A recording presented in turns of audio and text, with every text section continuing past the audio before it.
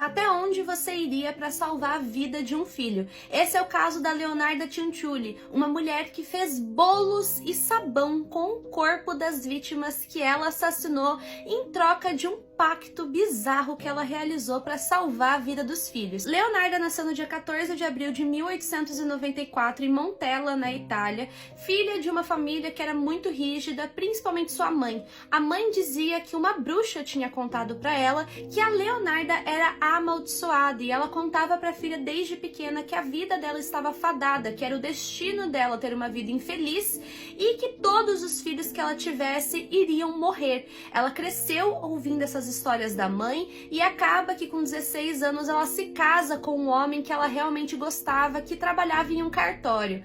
Ela e o Raffaele acabam fugindo de casa para poder viver o relacionamento deles que era proibido em 1921. E nisso a mãe da Leonarda condena o casal, falando que ela amaldiçoava aquela relação e que dela nenhum filho ficaria vivo. E o que acontece? De fato, Leonarda engravidou 17 vezes. Das 17 vezes, 13 ela acabou perdendo o bebê, ou em abortos espontâneos, ou bebês que morreram logo depois do nascimento e não conseguiram completar nem sequer um ano de vida. Ela estava traumatizada, porém ela ainda tinha 4 filhos. Isso ela decide consultar uma cartomante. A cartomante informa que de fato ela havia uma maldição e que cedo ou tarde todos os filhos dela iriam falecer. Estava prescrito no destino, foi o que essa cartomante disse.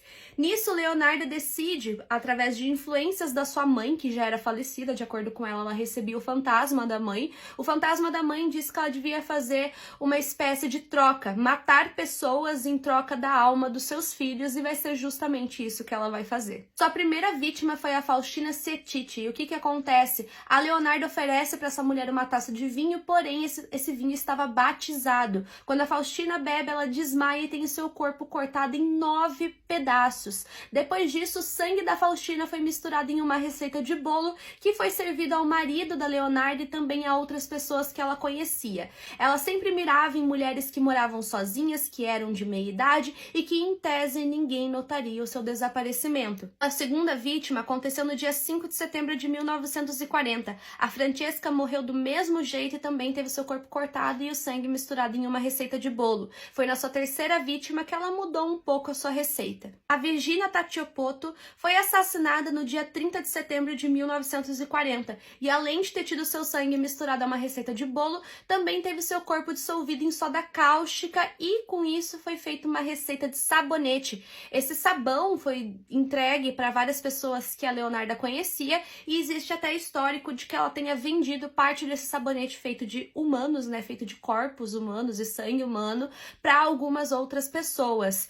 Bom, o que acontece é que em depoimento a Leonarda disse que o bolo preparado com o sangue da Virginia eram os melhores, porque eles eram extremamente saborosos. Acontece que a Virginia tinha uma irmã, essa irmã dá falta dela e denuncia para a polícia seu desaparecimento. Nisso a polícia começa a achar que o Gustav, o filho da Leonarda, era o culpado por trás desses assassinatos. A Leonarda decide se entregar para a polícia para impedir que seu filho fosse preso injustamente. Lá ela confessa os assassinatos, passa 3 anos em um hospital psiquiátrico e depois mais alguns anos na prisão, até ela falecer por conta de um AVC. Não consegui achar nenhum registro sobre o que aconteceu com os filhos da Leonarda depois desse caso, mas o que tudo indica é que, de fato, eles conseguiram viver por mais alguns anos e não morreram logo depois. Esse homem levou o corpo da filha para o trabalho por quase 2 anos após tirar a vida dela. O pai e a mãe da Harmony Montgomery, o Adam e a Crystal, terminaram antes mesmo dela nascer e os dois eram viciados em diversas substâncias. Quando a garota nasceu, o pai dela estava preso e a mãe, como era viciada, perdeu a guarda dela, então ela morou durante muito tempo em lares adotivos. A Harmony tinha 7 anos e durante toda a sua vida ela foi e voltou da casa da mãe, que conseguia a custódia dela, mas fazia alguma coisa errada e perdia ela novamente. Até que no ano de 2015, o pai dela saiu da prisão e a custódia dela foi dada para ele. O pai dela tinha um longo histórico de violência, inclusive ele estava preso por atirar na cabeça de um homem por conta das substâncias que ele usava. Mas mesmo assim, mandaram a Harmony morar com o pai e com a esposa dele chamada Kayla. Recorrentemente, assistentes sociais iam até a casa do pai dela para ver se estava tudo bem com ela, se ela estava indo à escola, se estava tudo tranquilo. Mas mesmo assim, as autoridades, as pessoas que deveriam protegê-la, falharam com ela. porque não perceberam que ela era constantemente abusada dentro de casa. A Harmony era espancada pelo pai, uma vez ela chegou a ficar com o olho roxo, um tio viu e ela falou que tinha sido o pai dela que tinha feito aquilo. O tio até entrou em contato com as autoridades, mas nada foi feito. E quando o pai dela ficou sabendo que ela tinha contado pro tio que ele batia nela, ele deu uma surra na menina e obrigou ela a limpar todo o banheiro com a própria escova de dente. Tudo mudou em janeiro de 2020, quando assistentes sociais foram até a casa dele para perguntar pela garota, né, já que eles faziam isso recorrentemente, e o Adam, pai dela, disse que ela não estava lá e que estava morando com a mãe. Nesse meio tempo, as autoridades tentavam entrar em contato com a Crystal, a mãe dela biológica, para saber se ela realmente estava com a menina e pegar o endereço dela para fazerem as vistorias e verificarem se a documentação estava certa, enfim. Durante meses eles tentaram esse contato, mas nunca conseguiram falar com ela. No final de 2021, a polícia recebeu uma ligação de um conhecido da Crystal, que era mãe da Harmony, dizendo que desde 2019 eles não tinham contato com a garota. Depois disso, a Crystal finalmente entrou em contato com a polícia, dizendo que ela não fazia ideia de onde a filha dela estava, que ela tentava entrar em contato com ela, falando com o pai, mas que não tinha nenhum retorno. Sim, depois de 2 anos sem ver a filha, que ela decidiu procurar a polícia e responder às chamadas da polícia. E sabe o que é pior de tudo? Mesmo depois da mãe ter dito que estava 2 anos sem saber da filha, a polícia só começou a procurar pela garota 5 semanas depois da mãe falar isso. O Adam não tinha uma explicação de onde a menina estava, ele era o responsável legal dela, ela era a filha dele, então ele e a madrasta da Harmony foram presos. O Adam parou de cooperar com a polícia depois que foi preso e todo o relato que ele dava meio que mudava, a história nunca era a mesma. Até que a Kayla, a mulher dele, resolveu falar e disse que no dia 7 de dezembro de 2019 o Adam tirou a vida da filha com vários socos. Ele bateu na menina até que ela parasse de respirar, então eles pegaram o corpinho dela e colocaram dentro de uma caixa. Ele guardou aquela caixa no teto de um apartamento onde eles estavam ficando. O teto tinha um espaço para ventilação e foi ali que ele guardou. Só que começou a espalhar cheiro por todo o prédio e vizinhos começaram a reclamar de um cheiro muito forte.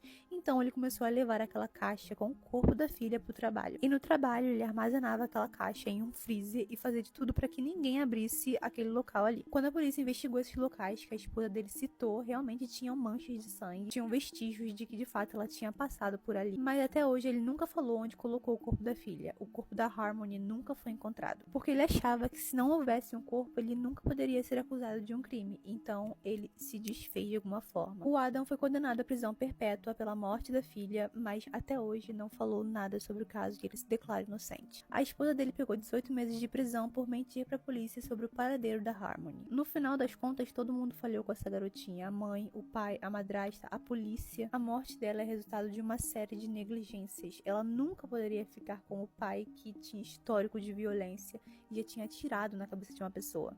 Gente, mas vocês sabiam que tem uma região no Canadá, vou até sentar para contar melhor, chamada Northwest Pacific, onde foram encontrados cerca de 20 pés humanos, mas tipo só o pé ao longo de uma década praticamente, de 2008 para cá.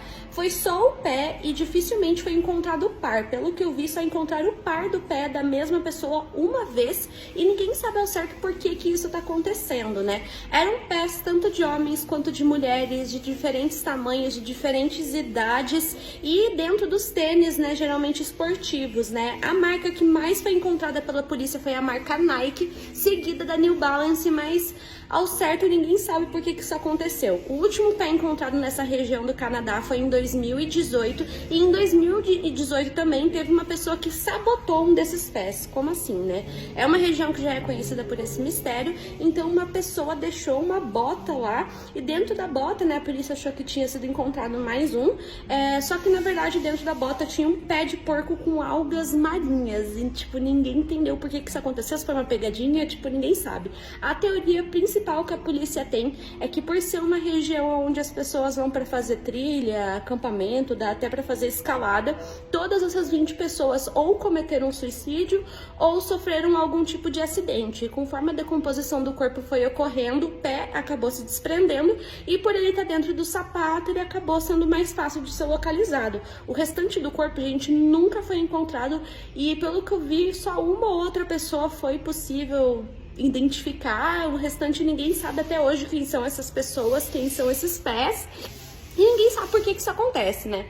Tem essa teoria da polícia, tem gente que acha que é um serial killer. Vocês sabem que serial killers adoram essas coisas malucas de deixar uma pista aqui e tal. Eles têm, né, às vezes as características dele, mas ninguém sabe, né, gente? Porque eu particularmente acho meio esquisito, né? O pé se desprende, mas eu também não sei, né? A decomposição faz sentido, ele tá protegido ali dentro do sapato. Mas qual que é o sentido? Eu não sei, gente. O que vocês acharam desse caso? Vocês já conheciam essa informação?